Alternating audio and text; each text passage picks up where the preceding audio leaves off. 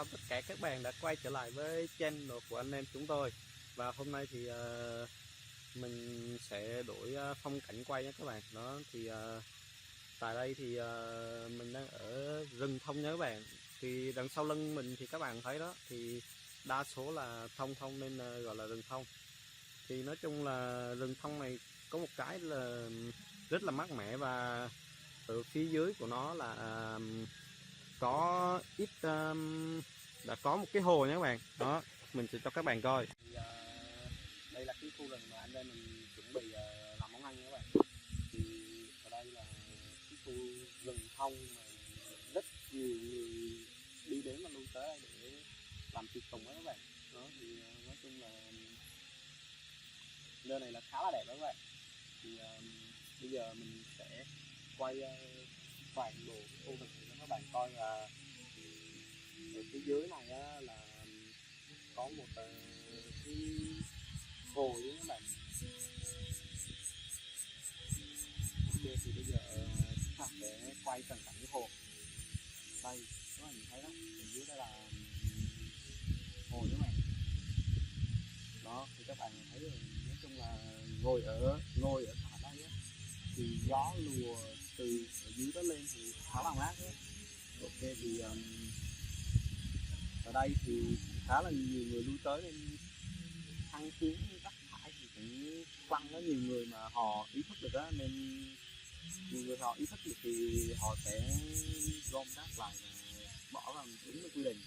Còn nhiều người không ý thức được thì họ cứ quăng cứ lung tung ở trên đây, nên thành ra ở đây này có chỗ sạch cũng có chỗ dơ đó các bạn. Thì nói chung là các bạn có đi dã ngoại ở đâu hay là đi ở đâu thì nói chung là ăn uống xong thì mình nên dọn rác bỏ vào nơi quy định các bạn. Ok, thì cảm ơn các bạn. Bây giờ thì tiếp đến mình sẽ chuẩn bị đồ để nấu nướng các bạn. Ok, bye các bạn. Ok các bạn, thì hôm nay anh em mình đã nghĩ ra một cái món ăn thì khá là đơn giản các bạn. Thì món đó chính là món cái gì nhỉ anh? Đá móng mật cuốn thịt heo bay trên chảo nha các bạn. Ok, và bây giờ mình sẽ review nguyên liệu nha anh em.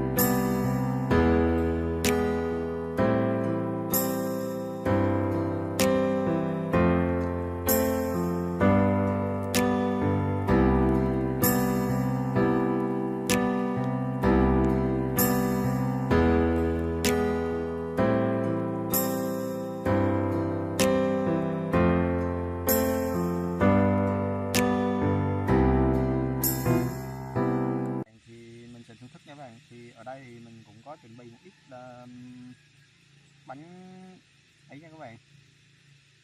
Đó, đây là bánh ướt rồi, mình có chuẩn bị một ít đó, thì bây giờ mình sẽ thưởng thức thử nha. Ok, cuốn nó lại nào.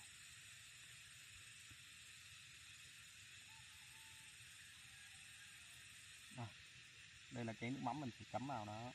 Nói chung ở đây thì đa số là toàn cái đồ đổ không các bạn.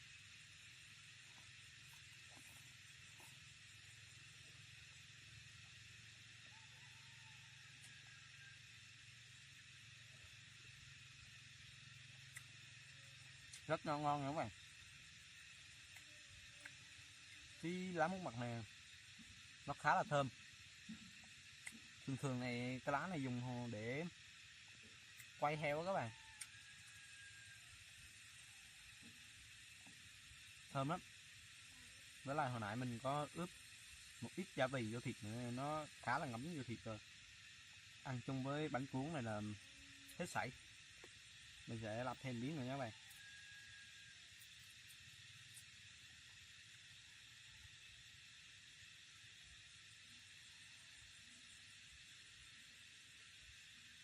Trời là khá là nóng nên mình có chảy khá là nhiều mồ hôi á.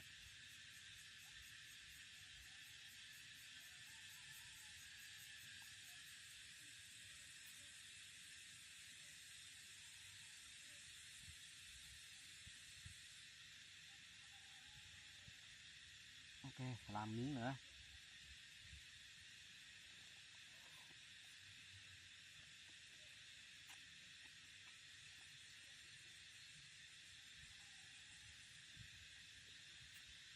Các bạn thì mình đã review xong món này rồi. Cảm ơn tất cả các bạn đã xem video này của mình.